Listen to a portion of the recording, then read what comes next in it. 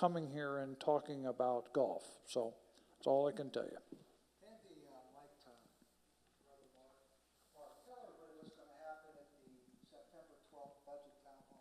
So this is the first presentation, so the board has been working, of course, on the budget with the Finance Committee, and we have provided some initial information for what would be the first draft of the budget. This is only the first draft, but it is the beginning of the process. So the staff has been collecting that information. Terry is the person that really does most of the work, I suspect. But so the staff will be presenting their presentation on the first draft of the 2025 budget on that day. So a chance for everybody to see it. It is not the final budget. The final budget doesn't get voted on until November 20th. There is a second draft after everyone, the committee, the staff, everybody has a chance to analyze things, get feedback from the residents. The second draft, I think, is towards the middle of October, according to the timeline. And then the final actual vote to approve the budget is November 20th in a board meeting, a public board meeting. So that's the process.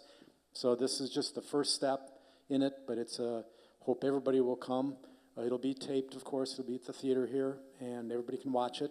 But it's your opportunity to take a look at the first draft of what we're going to try to do, propose to do for next year as far as our overall budget on all the departments, reserve study, the capital improvement fund, the whole bag. So that's kind of what's going on. I do not have. I think it is. Is it noon? 10 to noon? 8 a.m. to noon. I didn't have it written down. East Ballroom. So it's on the website, so it should be in the schedule. So anyway, it's a full morning because it's going to be a fairly in-depth presentation by the staff as far as how they propose for their budgets, and a chance for the Finance Committee to hear it, the board to hear it, and of course all the residents to hear it. So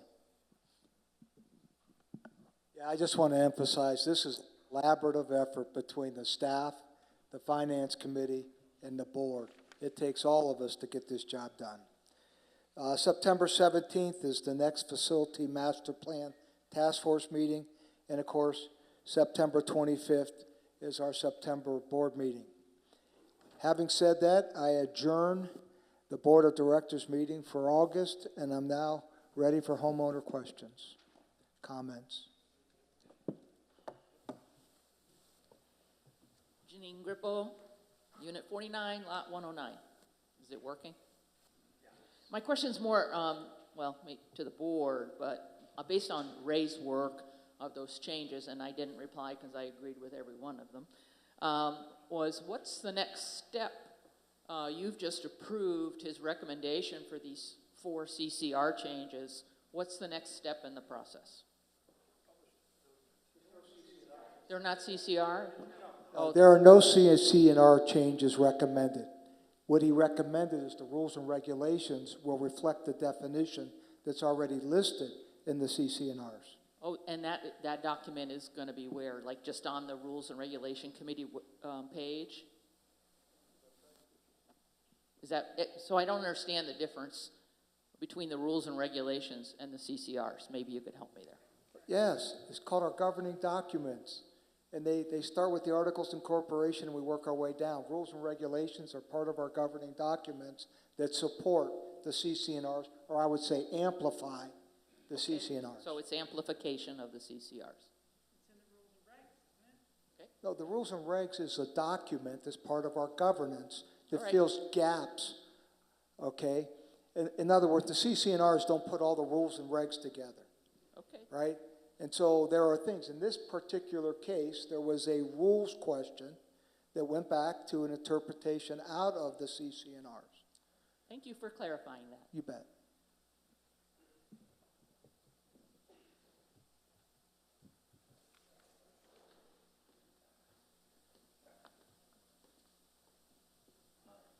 Hi, I'm Roger Beard. Okay, you gotta go right into the mic, and I need to be able to hear your name and your unit, please. Roger Beard. Roger Beard, Unit 25, Lot 70. A couple things. One, I wanted to comment on the increased communication from the board. I appreciate it. I think it's effective. And I think over the longer term, it's going to bear fruit. I just suggest is just have a bit of patience. I think it'll work out well. Secondly, I wanted to comment and commend Michael and Eileen for the work in CAM. I have one question regarding mulch, the mulching activity. My question is, have they considered the propagation of invasive species? And if so, what are they doing in that regard?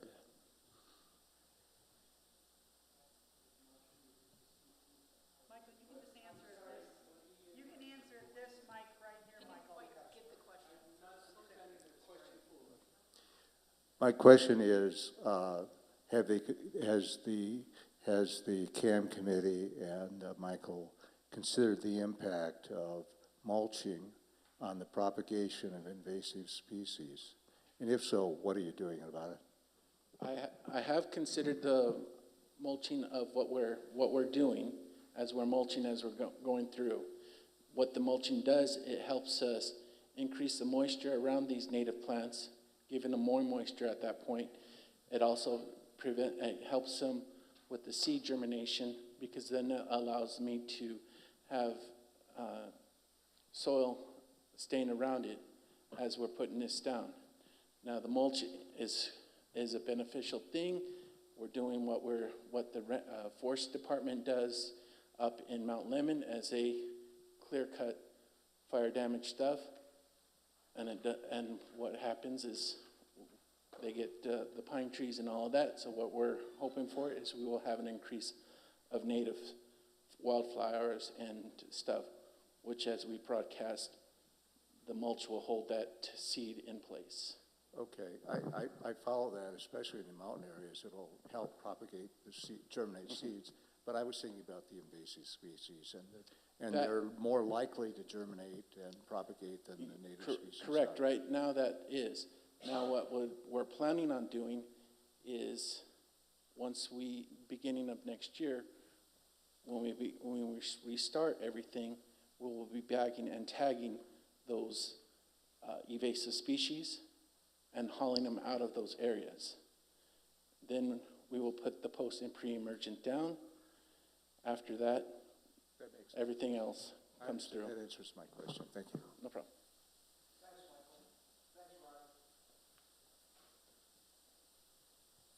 Cash Striplin, Unit 33, Lot 24. We've spent a lot of time talking about money today.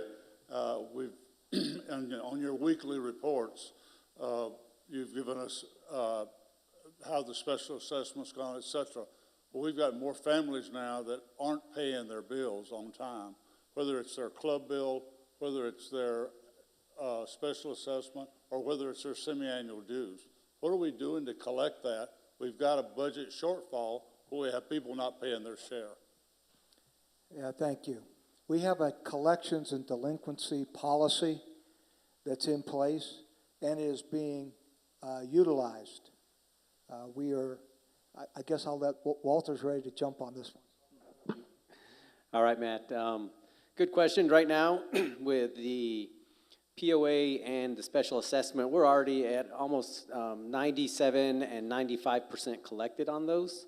David had Mary actually call individuals and ask them and remind them that their special assessment and POA are due. So that helped generate also some reaction from them. Now, just like Matt said, those that don't respond to these type of prompts, then we have to follow our policy and procedures for collection. But we do, as a staff, go the extra mile to actually try to contact them and remind them that their assessments and AR are due. So that's what we do. We try not to take too heavy of a hand, but if we get to the policy, then we got to follow the policy. I'm just going to follow up on that. I want you to think about what we've just been through. We just collected POA from 3,189 homeowners. And within 30 days of that, we went out and collected the special assessment for the same number of homeowners minus a handful. And we have 3 people that work in that office. And they have to collect the checks, we have to pay the bills, and we have to account for all those transactions. So we doubled the workload, literally inside of a 30-day window. At the same time, we took one of those employees and put her on the phone.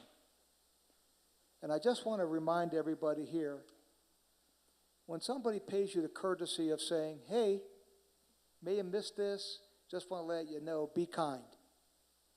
We're not always kind. And so all the things that Walter's describing, sometimes it's painful for our employees. I'm sure the reason I bring this up is we've had 2 votes recently on the assessments, and each time we have to call out all the people that aren't current on their bills. We have a board selection coming up in the next few months, and we're going to have the same thing. What do you mean I can't vote? Well, you can't vote because you didn't pay your bill. And so thank you for working it hard. Because we want everybody to vote, Cash. Allison Lang, Unit 14, Lot 176. I just have a suggestion for CAM, possibly, consulting with ALC. Grasses, we'll never be able to turn our back one and done on the invasives. You constantly have to be vigilant. And grasses specifically are wind pollinated, and there's no shortage of wind here. So they'll always be trying to reestablish. I'm concerned that when I see how much fountain grass is deliberately planted in people's yards, and perhaps it was there when they moved in. The original variety was deliberately introduced as an ornamental, and then whoops, they took it off the retail market. There's a purple variety that's marketed as sterile. The sterile refers to it's tricky to propagate a lot of for sale. It, in fact, has a percentage of viable seed. And so, if it's all, we shouldn't have our own fountain grass nursery in Saddlebrook, is what I'm saying. And perhaps the ALC could encourage people to get it out, list it as prohibited, regardless of its color. That's my thought. Thank you very much. Okay. Thank you. It's called fountain grass. And you see it with beautiful white plumes and sometimes with purple plumes and purpley maroon leaves. It's all over Saddlebrook. Well, here's an interesting thing about fountain grass. Mowing it does not get rid of it. It has a big underground crown system that keeps creeping out underneath, regardless of how many times you mow it to ground level. So it's really hard to get rid of, much like buffalo grass is. There's only 2 ways to get rid of buffalo grass. Dig it out, every bit of root, or spray it when it's actively growing and very green. If you spray it when it's dormant, nothing happens. So it's going to be a challenge. We don't have any challenge in our day, ma'am. Well, it's your horticultural challenge. Okay, thank you.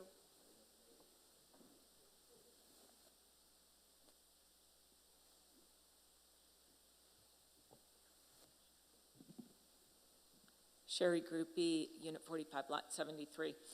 I was glad to hear today that the CAM team and all of the team has looked at the situation, and it's really focusing their attention on level 4, which I think that's really has to be our priority, and I think that's a great move and allows us some time to look at how we're going to be handling the rest of the community. So excellent job. Glad to hear that. And by the time you get done this year, it's going to be ready to start again, because what we're seeing, as we all knew, it really needs to be done twice a year in level 4 to keep the levels of the grass low enough. But glad to see that the priority is being put on the areas closest to the homeowners' yards. Also, I wanted to bring up, I know in past meetings, a lot of the board members are not on social media, which good, bad, or otherwise. But for many, many residents, it's easier to be on social media than the 10 clicks it takes to get to the listing of the board members and send out an email to specific people. I would request that we look at maybe a one button to all board members, somehow rather an email address that would go to everybody, rather than having to put each one in there just as a communications.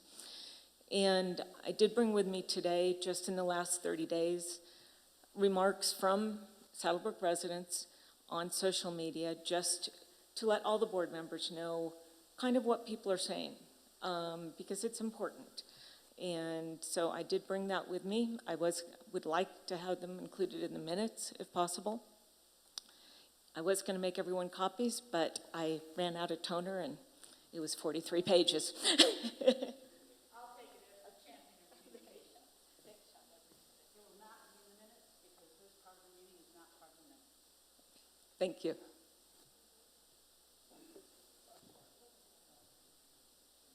She wanted to put it in the minutes of the meeting.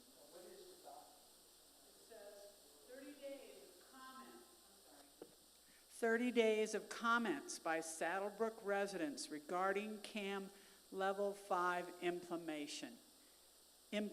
So basically, these are comments that have come off social media with no one's name or unit or contact information.